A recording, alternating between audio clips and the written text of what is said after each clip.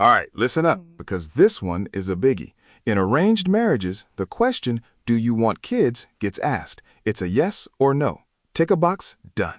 Right? Like, it's as simple as, do you like pineapple on pizza? Which, by the way, is also a highly contentious debate for another episode. Exactly. But Priya, we both know yes to kids is just a placeholder, isn't it? It's for 1,000 other questions that will define your entire life together. Oh, absolutely. It's not just about whether you both want a child. It's about whether you both want the same life that child will bring. Boom. See, it's not a test you pass. It's about co-authoring a whole life plan. Beyond the yes or no is where the real work and the real magic happens. Totally.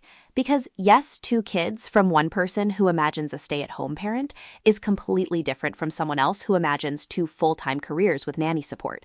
They're 2 different answers disguised as one. Mind blown, right? And that brings us to the timeline. Everyone says, oh, in a couple of years. But what does a couple of years even mean? It's not a plan. It's a postponement of a plan. And that's where things get tricky fast. Take Neha and Raj, for instance. Neha, a marketing head, wants 3 years to solidify her career after a merger. Raj, her fiancé, a financial analyst, agrees. Sounds aligned, right? On paper, sure. But then, after the first anniversary, Raj's parents start asking for good news. Suddenly, his 3 years becomes flexible. Neha's does not. And just like that, what looked like agreement is actually a massive conflict. Her career trajectory versus his desire for family harmony. It's a classic. So, the conversation isn't about the number of years. It's about what needs to be true in your lives for it to be the right time. What financial milestone, for instance? Exactly. Like, are you aiming for 20 lakhs for initial expenses or a career for elite schooling and foreign university? That reveals a lot about your shared ambitions. And what career stability does each of you need? After I make partner is a very different answer to whenever. And critically, what's your joint answer to family pressure before you hit those milestones? Because that pressure will come. Oh, it's a test case for future authority.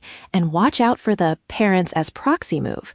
My mother was asking means they're reframing their personal desire as a family obligation. A partner who wants a united front will pivot back to what do you and I want? But someone using family as a strategic tool, they'll resist, insisting the family's timeline is your problem. That's a huge red flag right there. It tells you exactly how future decisions will be made.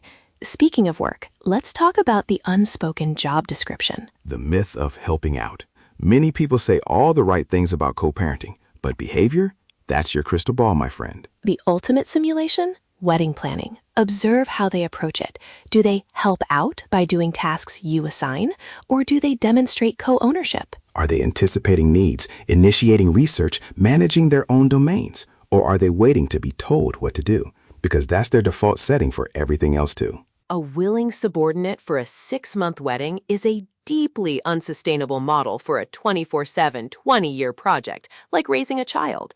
Their verbal commitment means nothing without that capacity. And then there's the verbal deference, practical absence. They champion your career publicly, but do they ask logistical questions about your busy season or just your job title? Ooh, that's so true. And the we, that means you. We need to make sure the baby has a routine.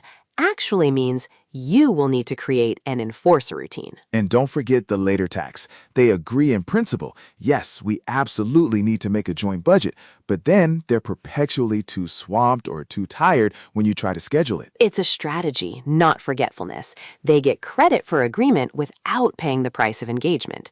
Now let's talk about the most vulnerable part, fertility and the unknowable. This takes immense courage and trust. It's about honesty before hope. Sharing medical history isn't a flaw. It's an invitation to form a team. The real question is, if we face challenges, what are we, as a team, prepared to do? And beware the assurance trap. You share a potential issue, and they give a sweeping romantic declaration.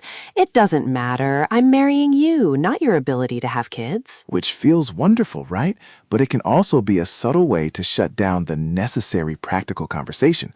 What's your emotional and financial budget for IVF? At what point do we stop treatments? Exactly. A true partner accepts the sentiment and insists on the plan, because love and logistics go hand in hand. But sometimes, despite all these talks, there's an unbridgeable divide. And this is where you need to spot if someone is secretly hoping you'll change your mind. Phrases like, let's not worry about that now, or I'm sure I'll feel differently once we're married. Oh, that's not a commitment, it's a bet. They're betting on the emotional weight of marriage to change your fundamental desire. And that, my friends, is a recipe for heartbreak. It's a kindness to both of you to acknowledge that impasse now. So here's our challenge for you this week. Take an hour separately and answer these questions. Describe your ideal Tuesday in 10 years with a 7-year-old. Who does what? What's your first and last resort if you struggle to conceive? What's completely off the table?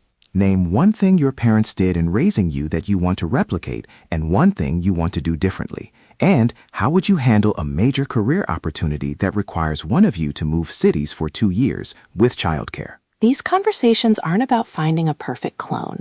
They're about discovering the shape of your shared future, its possibilities, its limitations. That's the real due diligence. It's the work that turns a promising match into a partnership built to last. Go have those brave conversations.